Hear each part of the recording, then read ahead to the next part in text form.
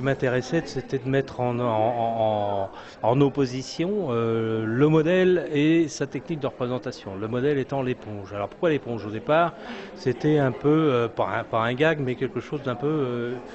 une, une rencontre sur ma table de travail. J'avais besoin de mouler quelque chose. J'ai moulé l'éponge qui était là, hein, parce qu'on l'utilise, et puis il s'est avéré que formellement elle a fini par m'intéresser. Oui, ce que je précise, c'est qu'il s'agit de l'éponge industrielle, pas l'éponge naturelle. L'éponge industrielle étant une espèce de pavé. Hein, c'est un pavé constellé de tout un tas de petits trous. Le pavé, on peut très bien imaginer qu'il sort de l'usine sur un tapis roulant. Il y a tous les pavés qui sont formatés, tac, tac, tac, tac, tac. Mais quand on les regarde un par un, ils sont tous différents. Les trous sont jamais au même endroit. Il y a des petits, des gros trous, des machins et tout. Donc il y a l'individualité en même temps que la collectivité et le côté formatage. Donc c'est ça qui m'intéressait aussi dans ce truc-là, qui a fini par m'intéresser au niveau formel. Et donc j'ai cherché, enfin j'ai pas cherché, j'ai naturellement trouvé le bronze pour l'interpréter. Justement à cause du décalage. Le décalage, l'opposition, pourquoi on conserverait le bronze ou l'or ou des matériaux précieux nobles pour représenter un roi, un empereur, une belle femme, un président de la République, une Marianne, etc. et tout.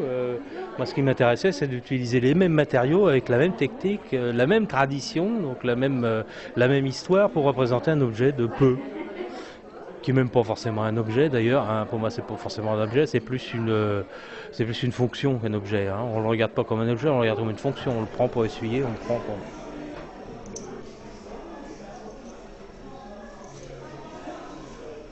Il y a tout un tas de préliminaires, il y a tout un tas d'intermédiaires entre l'objet lui-même et sa représentation en bronze, hein.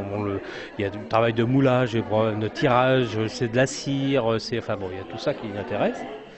Et puis en fonction de ce que j'ai à dire par rapport à cet objet-là, je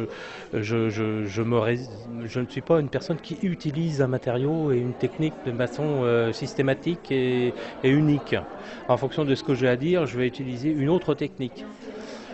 J'ai souhaité utiliser l'aquarelle que vous avez derrière. L'aquarelle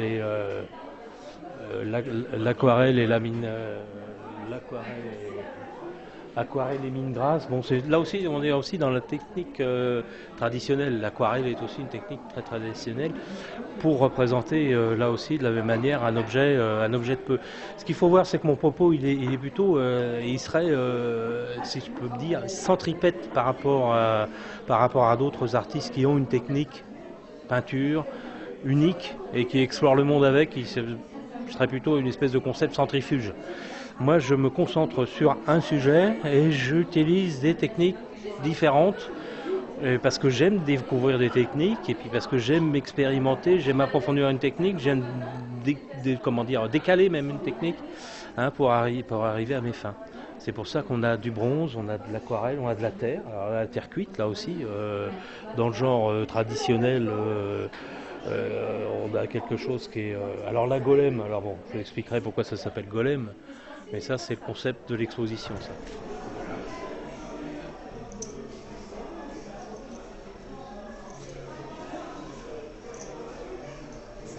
C'est une technique en opposition, je dirais, avec le bronze et l'aquarelle. C'est de l'impression numérique. De l'impression numérique sur du PVC. Alors là, on est vraiment dans des techniques qui sont contemporaines. C'est pas du tout de la photographie, c'est de la synthèse. C'est du logiciel 3D, hein, du logiciel 3D, le même qu'on utilise pour faire Toys R Us ou Toy Story, je veux dire, Toys R Us, n'importe quoi, Toy Story ou machin, enfin bon. Mais ici, c'est du gazon.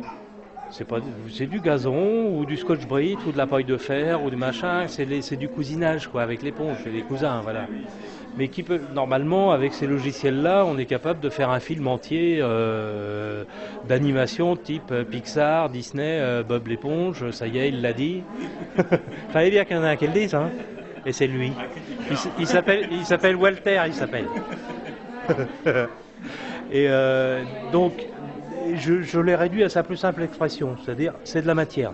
C'est une forme au départ, c'est une modélisation d'une boule, ça pourrait être un cube. Bon, la modélisation elle est instantanée, Et par contre, la technique, c'est ce qu'on appelle une projection de particules. Donc les particules, je paramètre les particules. La longueur, la couleur, bien sûr, s'il y en a beaucoup, s'il y en a moins, etc.